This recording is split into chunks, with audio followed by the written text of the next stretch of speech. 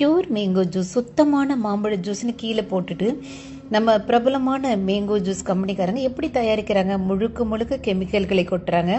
மாம்பழம் போலவே நிறம் வர்றதுக்கான நிறப்பொடிகள், கெடாமல் இருக்கிறதுக்கு நிறைய விஷத்தன்மையுள்ள கெமிக்கல்களை கொட்டுறாங்க.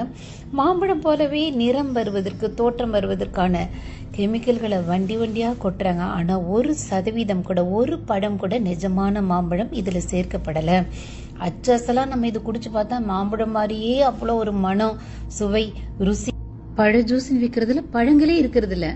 சர்க்கரையெல்லாம் கலந்து கவர்ச்சிகரமான பேக்கெட்டுகளில் பாட்டில்கள்லாம் அடைச்சு நல்ல டிவிக்கள் எல்லாம் பிரபலமாக விளம்பரம் செய்து நம்ம குழந்தைங்களாம் ஆசைப்பட்டு, அம்மா எனக்கு மேங்கோ ஜூஸ் வாங்கி கொடுங்க, ஆரஞ்சு ஜூஸ் வாங்கி கொடுங்க, பொமக்ரேனட் ஜூஸ் வாங்கி கொடுங்கன்னா நம்ம வாங்கி ஃப்ரிட்ஜில் வச்சு சில்லுன்னு ஃப்ரிட்ஜில் இருந்து எடுத்து குடிச்சா அப்பாடா என்ன ருசிங்கிறோம். ஆனால் ஒரு மாம்பழம் கூட இதில் சேர்க்கப்படலை. அவ்வளவும் ரசாயனங்கள், கெமிக்கல்கள், கேன்சர் வர வைக்கக்கூடிய அத்தனை கெமிக்கல்கள். ஹாஸ்பிட்டலுக்கு வர பேஷண்ட்ல நிறைய பேர் சின்ன பிள்ளைங்களுக்கு கேன்சர் கண்டுபிடிக்கப்படும் போது அதிர்ச்சியா இருக்கும். கேட்டா குர்குர், லேஸ் சாப்பிடுவான், நிறைய குளிர்பானங்கள் குடிப்பான்னு.